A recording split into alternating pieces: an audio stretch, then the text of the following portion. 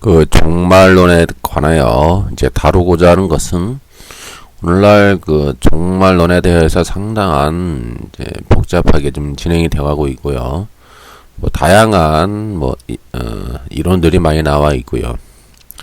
특히 이제 이단들은 이 종말론에 관하여 이들이 이제 많은 부분들을 이제 자의적으로 해석함으로써 이제 많은 사람들을 미혹하고 있죠. 미혹. 때문에 또 종말론을 다루지 않을 수도 없어요.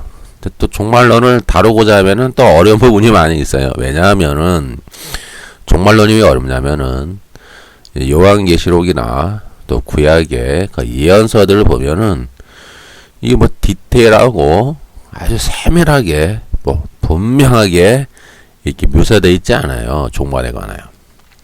주로 이렇게 약간 두리뭉실하게 또 수많은 상징적인 언어, 뭐 은유, 어떤 메타포 그런 상징적인 언어를 많이 쓰기 때문에 또 애매하고 두리뭉실하고 그런 부분이 많아요. 상당히 많다고요. 요한계시록도 많아요. 이렇게 좀 두리뭉실하고요. 어떤 상징성으로 많이 이렇게 표현되어 있어가지고 해석하기가 이렇게 쉽지만은 않아요. 사실대로 말하면은. 그래서 이런 부분을 타고 이제 수많은 이단들이 이제 기생을 하는 거예요. 등장을 하게 되는 거죠.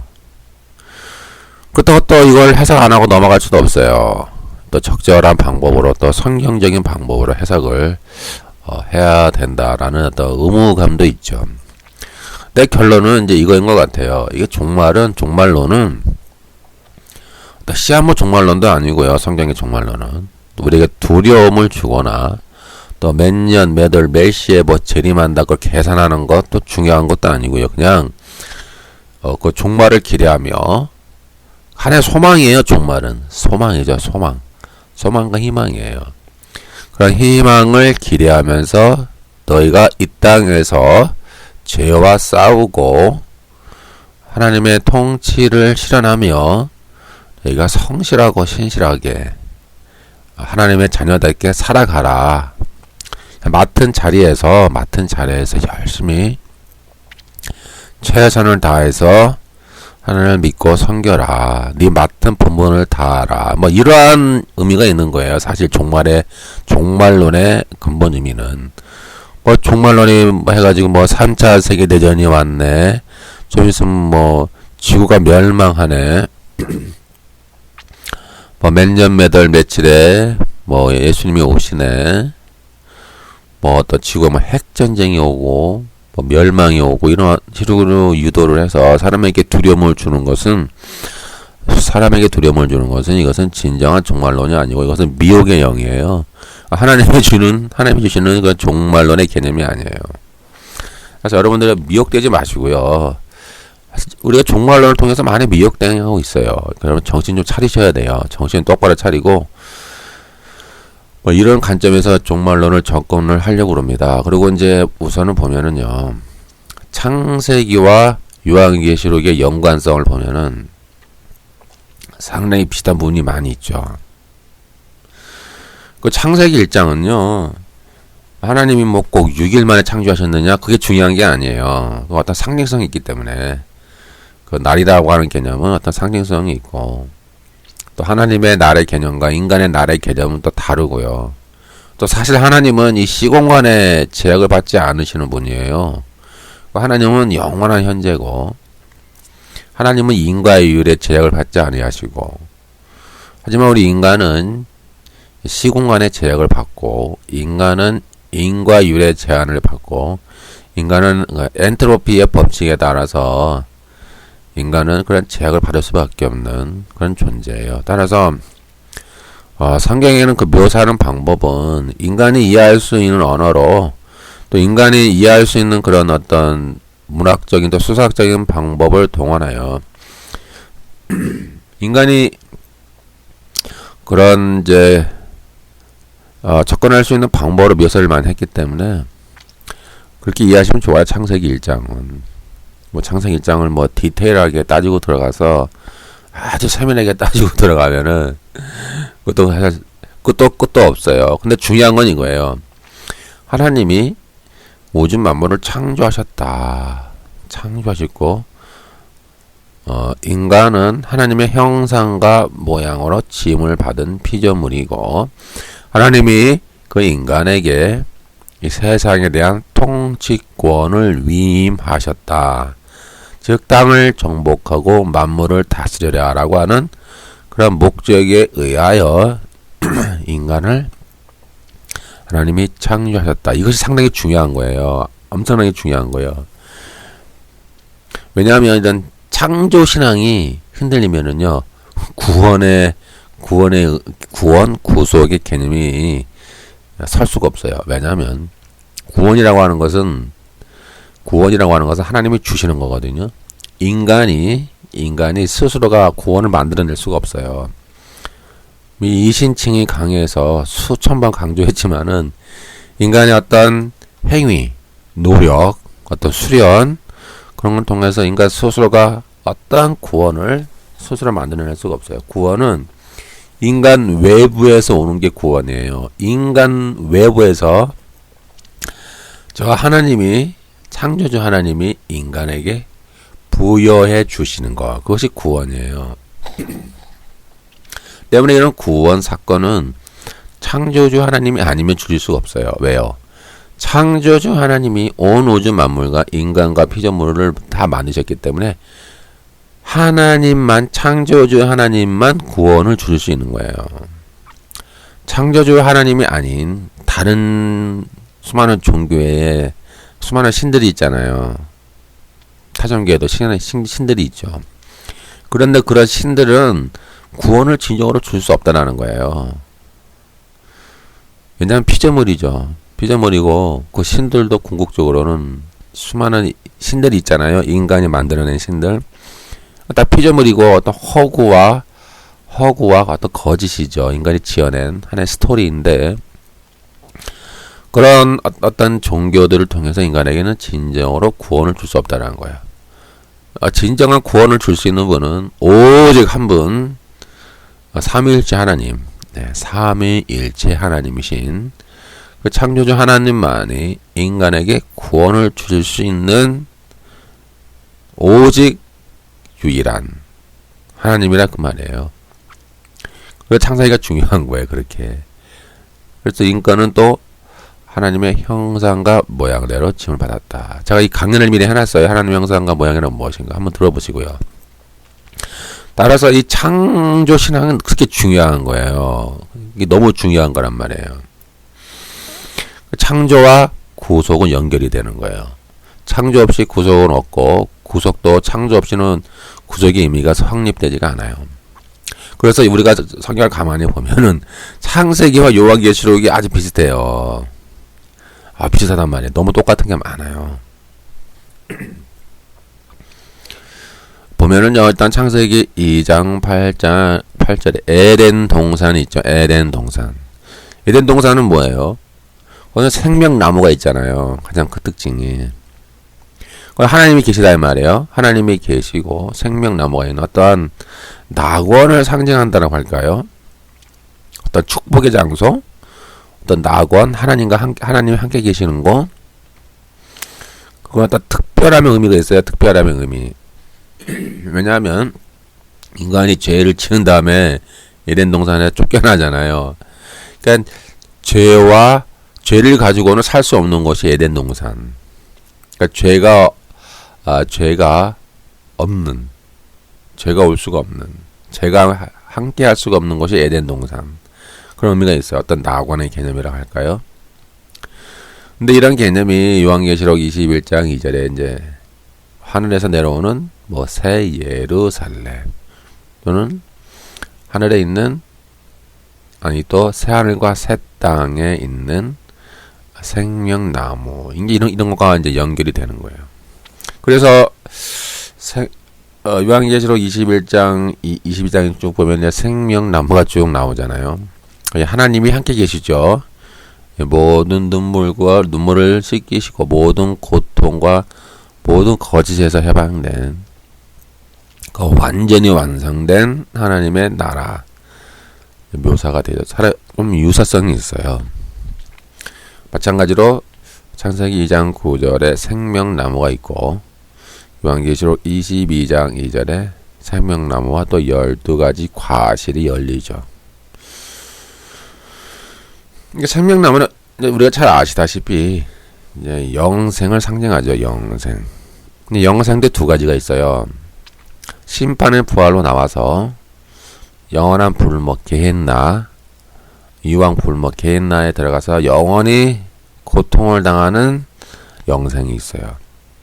또 하나의 영생은 생명의 부활로 나와서 하나님과 함께 영원히 동행하며 또 천국, 그 하나님 나라에서 가까이 하나님 보좌에서 하나님을 섬기면 또 하나님의 그 주시는 그 통치를 위임받고 그 위임받은 그 통치를 행하는 그러한 어떠한 그 통치 현장 그렇게 우리가 이제 분리될 수가 있고요.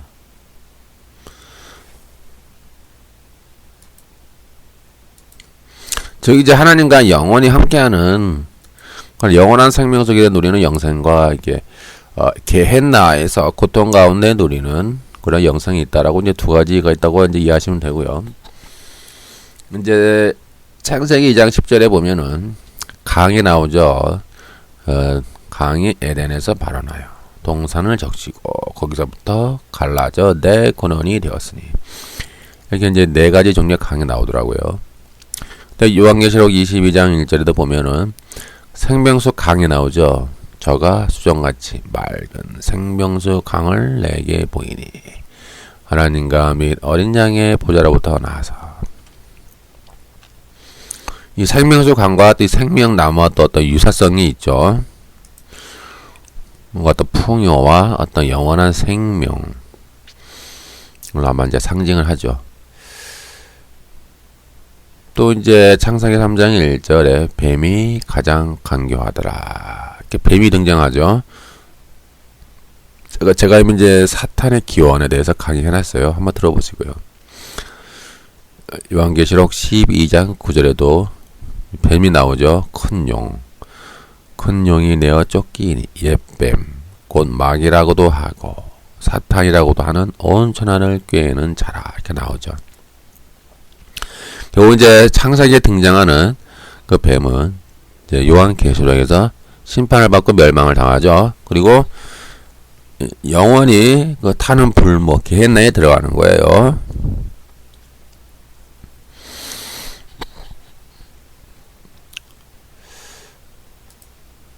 이제 창세기 3장 15절에 내가 너로 여자와 원수가 되게 하고 너의 후손도 여자의 후손과 원수가 되게 하리니 여자의 후손은 내 머리를 상하게 할 것이요 너는 그의 발꿈치를 상하게 할 것이라.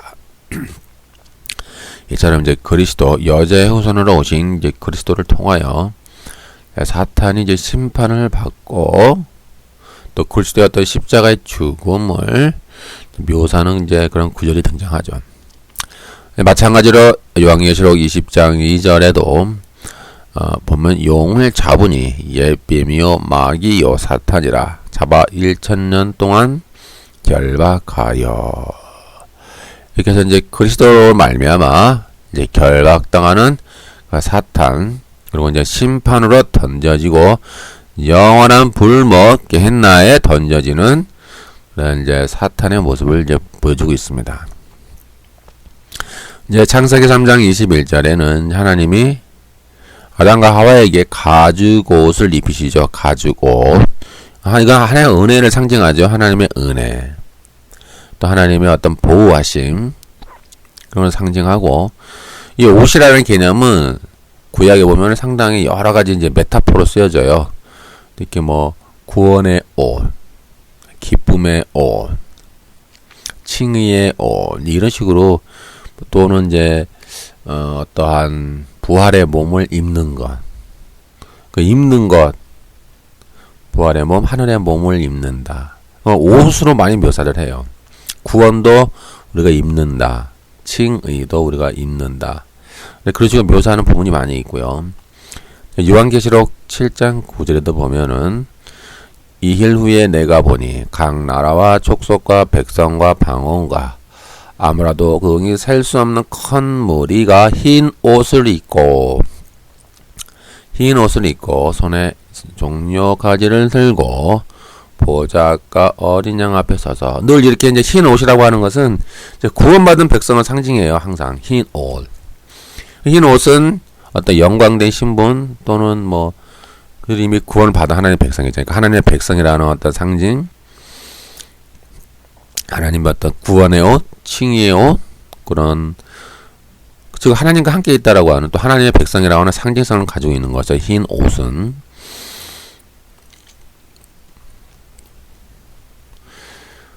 그리고 이제 흰 옷이라고 하는 것은 어떤 그 짐승의 표를 받지 않고 또 우상에게 우상을 숭배하지 않고 우상에게 내가 또 그런 우상과 짐승과 싸우는 생명을 걸고 싸우는 그런 성결한 그런 하나님의 백성을 이제 상징을 하고죠.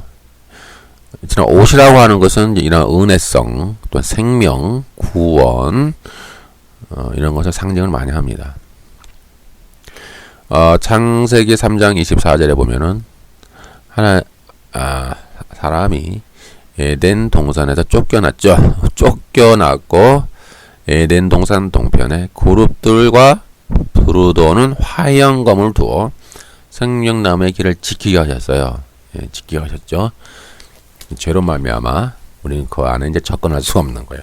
그러나 이제 복음이 왔고 이제 하나님이 우리에게 구원에 대한 어떤 섭리와 이제 구속사가 시작되면서 하나님을 통해 우리가 이제 백성이 되었고 믿음의 자녀가 됨으로써 다시 그 생명나무에 들어갈 수 있는 자격을 얻게 되죠. 그래서 요한계시록 22장 14절에 보면은 생명나무에 나아가며 문들을 통하여 성에 들어갈 권세를 얻었다. 창세기에서는 쫓겨났어요. 근데 요한계시록에는 다시 생명나무에 나아갈 수 있는 그런 권세를 누린다. 완전히 회복되는 거죠. 이렇게 보면은요, 요한계시록은 뭐냐면 다시 창조 세계로의 회복이에요. 회복. 그러니까 하나님의 그 하늘과 새 땅은 저기 우주 어느 끝에 어떤 은하 세계에다가 하나님의 천국을 만드는 게 아니라요. 다시 이 세상이 이루어지는 거야. 그러니까 이것은 어떤 지상천국 개념, 상당히 말을 또 잘못하면은 또 이단들의 어떤 지상천국 개념과 또 혼돈이 될까봐 제가 좀 조심스러운데, 그 새하늘과 새 땅이 내려오잖아요. 또 새 예루살렘 성도 내려오잖아요. 어디로 내려와요? 우리가 살고 있는 이 세상으로 내려오는 거예요. 이 세상으로 내려온다고요. 즉 이것은 무슨 얘기냐면, 창세기로 통해서 보니까 하나님이 이 우주 만물을 창조하시고 이 지구와 이 세상을 창조하셨는데, 이것이 이제 사탄으로 말미암아 이제 이 세상에 죄와 사망이 들어왔잖아요. 그리고 오염이 된 거예요. 죄로 오염이 되었으니까 주님이 이것을 타락이라고 부르죠. 타락했는데 주님이 십자가의 죽으심을 통하여 이 모든 만물을 이 주님과 이제 회복하신 거예요. 회복. 그래서 이 십자가 구속 사건은 어떤 인간의 구원뿐만 아니라 이 피조물들의 구원, 이 만물들의 회복까지 포함하는 우주적 사건이에요. 제가 이미 십자가의 의미가 무엇인가, 십자가와 우주적 구속이라고 하는 이제 글을 이미 썼으니까 한번 보시고요.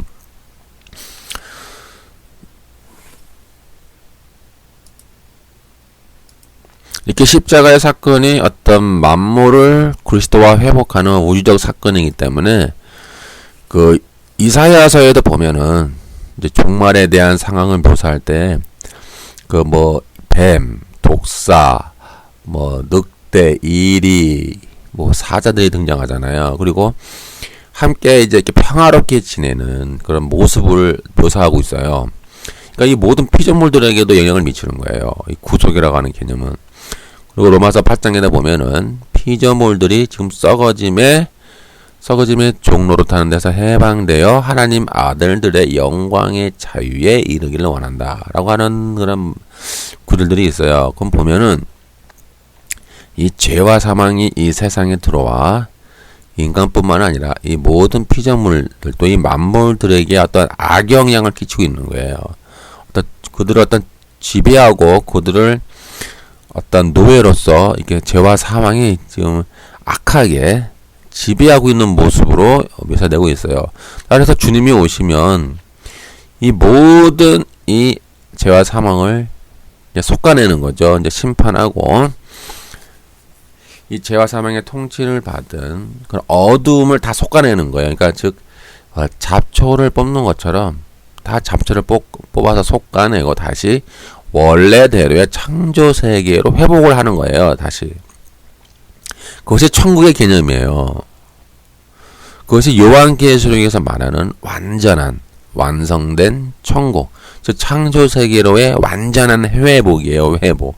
이것은 재창조가 아니라고 그랬죠. 재창조, 즉 파괴시키고 새로 만드는 게 아니라 이미 창조되어 있는 것 안에 사탄과 어떤 그런 죄와 사망을 솎아내는 거예요. 뽑아내서 리뉴얼 하는 개념이에요. 리뉴얼, 리모델링.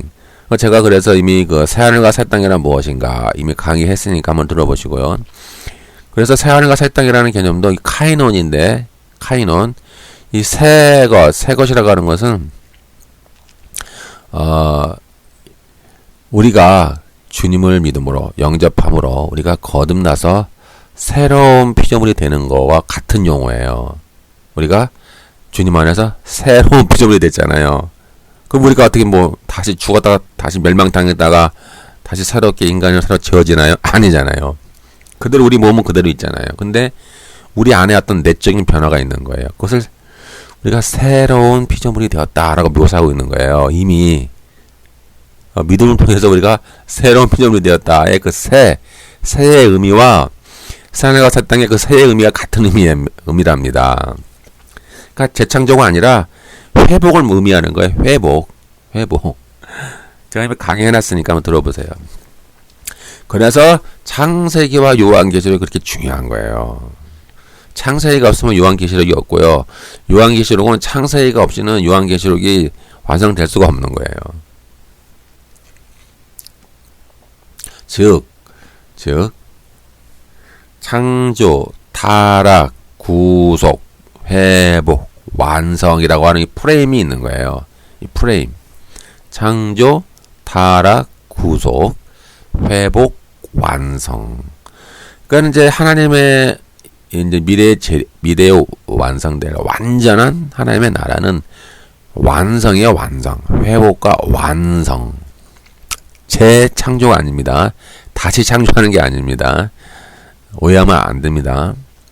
그리고 새하늘과 새 땅은 저 우주 어느 끝에, 저기 우주 어느 끝에 어떤 안드로메다 어떤 무슨 성, 그런 별에다가 만드는 게 아니라 이 세상에, 우리가 살고 있는 이 세상에 하나님의 완전한 나라, 천국이 이루어지는 거예요. 회복되고 완성이 되는 거예요. 이제 이렇게 여러분들이 그 이해를 하셔야 전반적인 종말론에 들어갈 수가 있는 거예요. 이런 프레임이 있어요. 이런 종말론에 대한 프레임을 어느 정도 인식을 하시고 이제 종말론 강의에 들어갈 텐데요. 여러분들이 이렇게 큰 프레임을 가지시고 이제 접근을 하셔야 되겠습니다.